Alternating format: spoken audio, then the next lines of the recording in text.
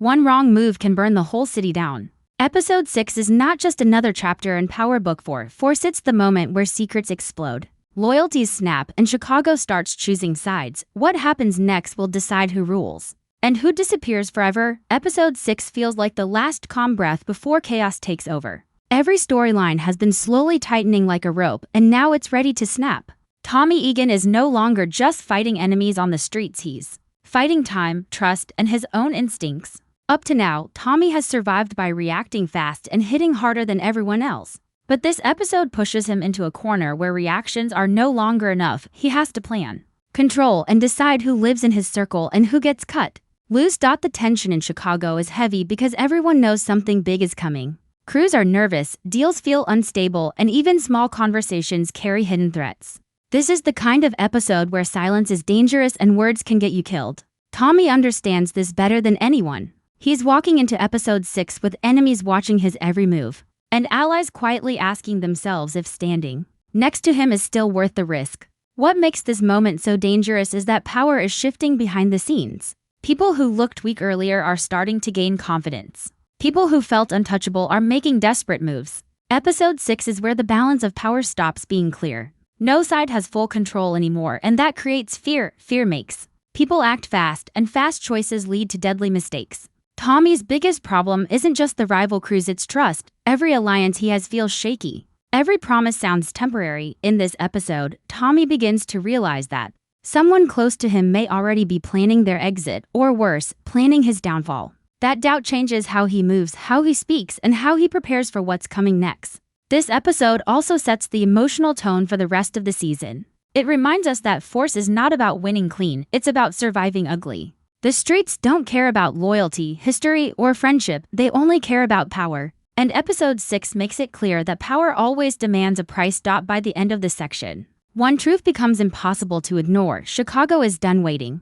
The war is no longer coming, it's already here. And from this moment forward, every decision will leave blood on someone's hands. Tommy has always trusted his instincts more than plans. When danger shows up, he reacts fast, hits hard, and walks away standing. But episode 6 pushes him into unfamiliar ground. This time, instinct alone won't save him. The city is changing, and so are the rules. Everyone is watching Tommy not just as a threat, but as a possible leader, and leadership comes with a heavy cost. What makes this choice so powerful is that Tommy can't win both sides anymore. No matter what move he makes, someone he knows will lose, an ally becomes an enemy, or a deal turns into a death sentence. Tommy finally understands that staying in the middle is no longer possible. Chicago doesn't respect hesitation, it respects control. Throughout this episode, we see Tommy slowing down, not because he's scared, but because he's thinking. Every conversation feels measured, every meeting feels like a test. He listens more than he speaks, because he knows people reveal the truth when they think they're in control.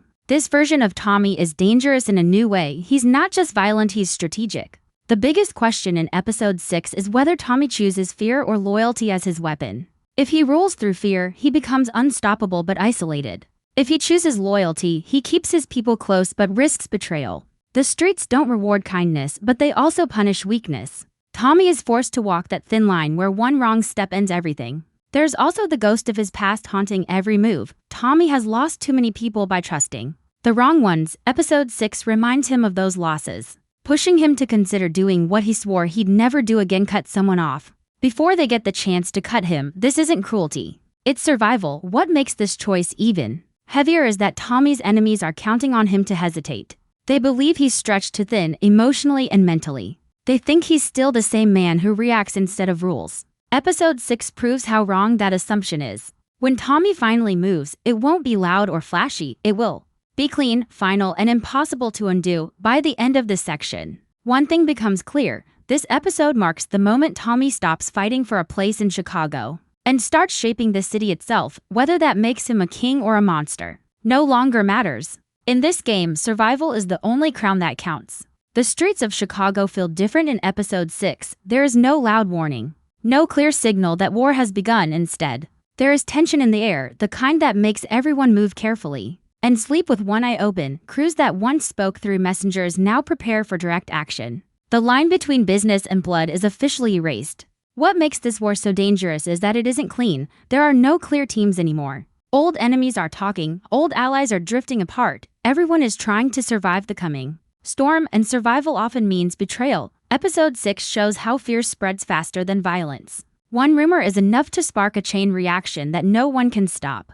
Territory becomes the center of everything. Streets that once seemed unimportant suddenly matter. Safe houses turn into targets. Supply routes become traps. Every corner of the city becomes a question mark. Who controls it? Who is watching? Who is ready to strike first?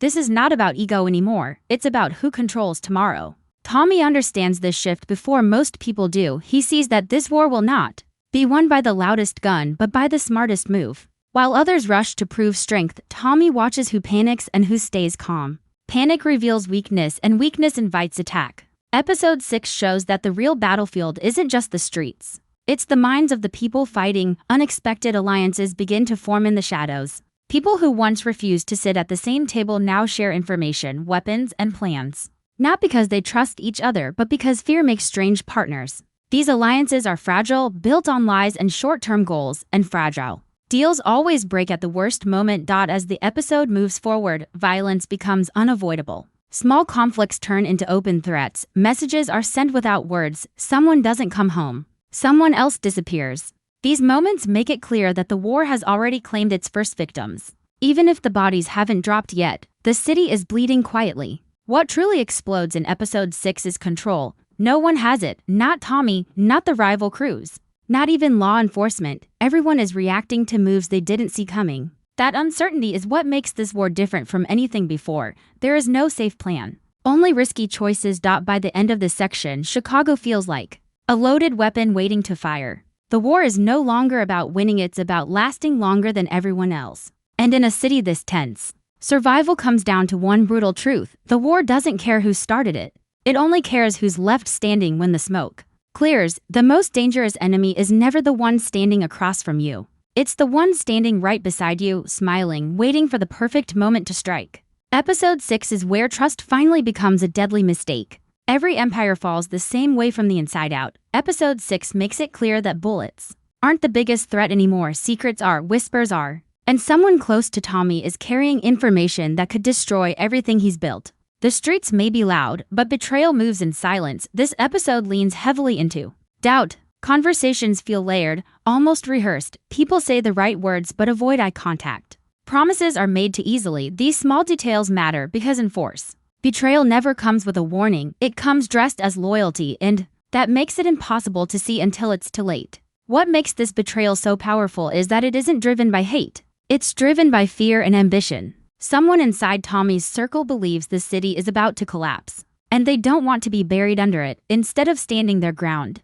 they start planning an exit, one that protects them and sacrifices someone else. That someone else just happens to be Tommy. Episode 6 shows how betrayal doesn't happen in one big moment. It happens in pieces: a missed call, a delayed message, a meeting that never happens. Each small choice creates distance, and that distance turns into danger. By the time the betrayal is complete, the damage is already done.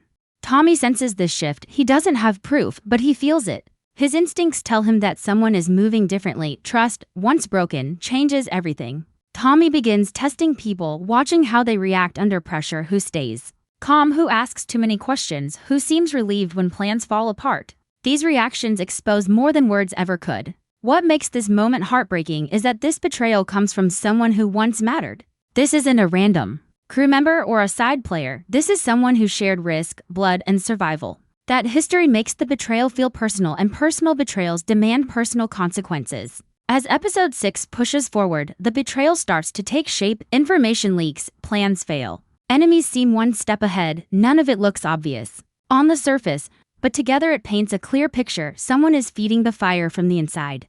By the end of this section, one truth becomes unavoidable: loyalty in Chicago is temporary. When pressure rises, people choose themselves, and once that choice is made, there is no going back. Episode 6 doesn't just reveal a betrayal, it proves that trust is the most expensive mistake anyone can make in this war. Death doesn't always arrive with noise. Sometimes it comes quietly, leaving behind a space that can never be filled. Episode 6 is where one loss changes everything, and nothing feels the same after it. Episode 6 carries a heavy sense of warning. From the very beginning, it feels like someone's time is running out.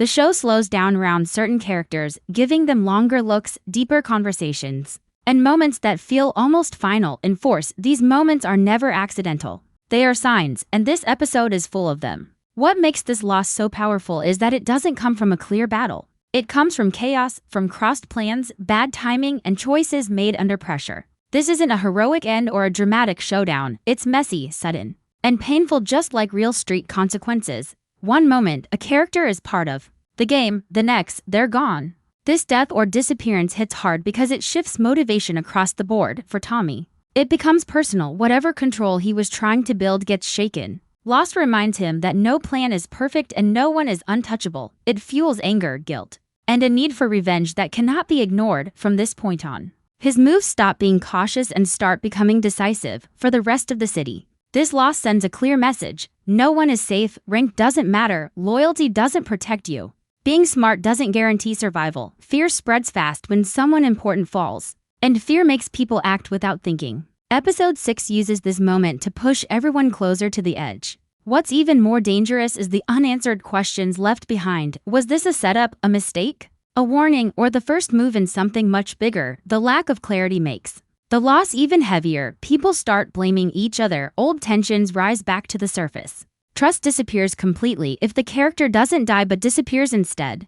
The effect is just as strong. A missing person creates paranoia. Is this person hiding, captured, flipped, planning revenge? The unknown becomes torture. Every move after that is made with hesitation, because no one knows what information is still out there. This moment also marks a shift in the season's tone. Up until now, there was still hope for control and balance. Episode 6 destroys that illusion. From here on, the story moves forward with grief driving decisions instead of logic. And grief always leads to violence. By the end of this section, one thing is clear: this loss is not the end of a storyline, it's the beginning of a storm. Whoever caused it has started something they cannot stop, and whoever feels it most will make sure the city pays for it in blood. Episode 6 makes one thing very clear: the chaos in Chicago has not gone unnoticed. While crews clash and alliances break, law enforcement is watching every move, and this time, they're not chasing shadows. They're building a case piece by piece, waiting for the moment when one mistake brings the whole structure down.